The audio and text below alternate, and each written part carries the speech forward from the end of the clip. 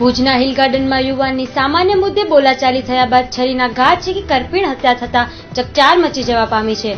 હત્યારાની હજુ સુધી કોઈ ઓળખાણ ન મળતા પોલીસે વધુ તપાસ માટે ચક્રો ગતિમાન કર્યા છે. ભુજના હિલ ગાર્ડનમાં ગત રાત્રે સામાન્ય બાબતમાં થયેલ મારામારીની ઘટના હત્યામાં પરિણમી હતી. ખભો અથડાવવા જેવી નાની એવી વાતને બે જૂથોએ મોટું સ્વરૂપ આપી દીધું હતું, જેના કારણે શહેરની પરિસ્થિતિ તંગ બની ગઈ હતી.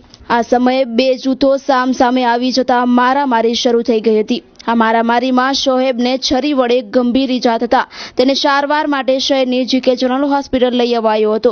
આ દરમિયાન તેનું મોત થતા મામલો હત્યામાં પલટાયો હતો. જીકે જનરલ હોસ્પિટલમાં રાત્રે તબીબી ઉપસ્થિત ન હોવાથી સમયસર સારવાર ન મળતા શોહેબનું મોત થયું હોવાના આક્ષેપ સાથે ટોળાએ હોસ્પિટલમાં તોડફોડ કરી હતી.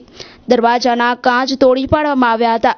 મામલાની ગંભીરતા જોઈ ડીવાયએસપી, પોલીસ અધિકારીઓ તથા પોલીસ કાફલો ઘટના સ્થળે દોડી આવ્યો હતો. પોલીસના આવતા સ્થિતિ કાબૂમાં આવી હતી તો બીજી બાજુ આ મારામારીમાં અન્ય 4 થી 5 યુવકોને પણ ઈજાઓ પહોંચી હતી, જેમાં પણ સારવાર માટે હોસ્પિટલ ખસેડવામાં આવ્યા હતા. શાહિલ અબ્દુરમાન કુંભાર, વસીમ જુસબ કુંભાર, તોશીબ અબ્દુલ કુંભાર તથા અલ્તાફ અહમદ શોરાના નિવેદન લઈ પોલીસે મોડી રાત સુધી ફરિયાદ નોંધાવવાની તજવીજ હાથ ધરી હતી.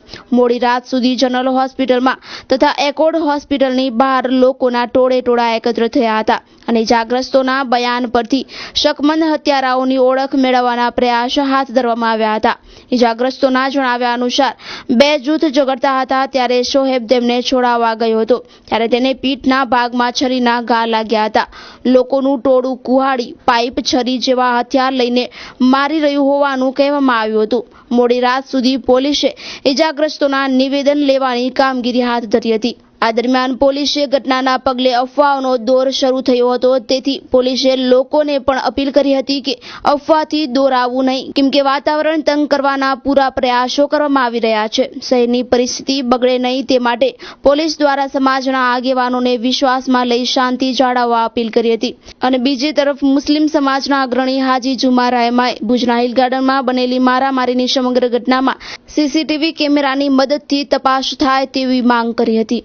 સંડોવાયેલ આરોપીઓની ધરપકડ થાય તેવી માંગ કરી હતી.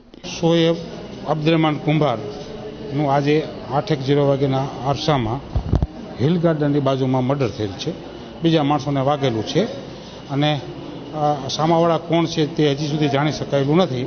એની તપાસ ચાલુમાં છે અને આ બાબતે મારો ખાસ કરીને સંદેશો એ જ છે કે દરેક વ્યક્તિએ આ બાબતની અફવાઓથી દૂર રહેવું. હવે એમાં એવું છે કે ભુજમાં હિલ ગાર્ડન ઉપર સામાન્ય એમ કે ધક્કો લાગતા અને સામાન્ય ધક્કા બાબતમાં બોલાચાલી થતા આકસ્મિક બનાવો બનેલ અને ગાળાગાળી થયેલી.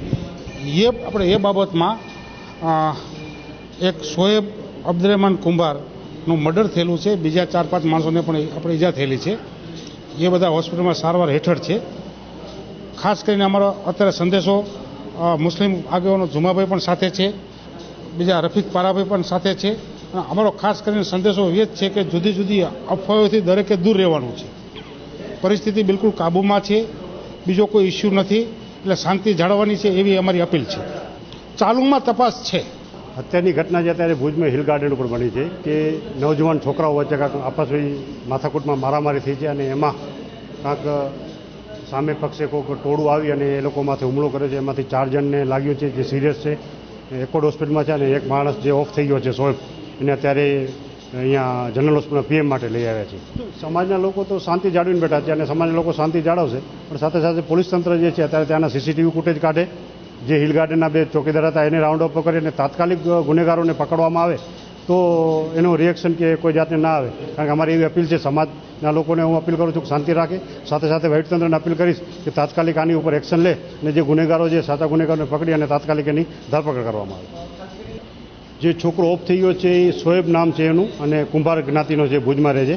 અને 4 જણા જેને લાગ્યું છે એના મિત્ર છે, મિત્ર સાથે કદાચ ફરવા ગયા હશે હિલ ગાર્ડનમાં અને ત્યાં કને જે બનાવ બન્યો છે એ સાચી હકીકત તો હવે પોલીસ તપાસમાં બહાર આવશે કે શું બનાવ હતો અને શું નહોતો એનામાં.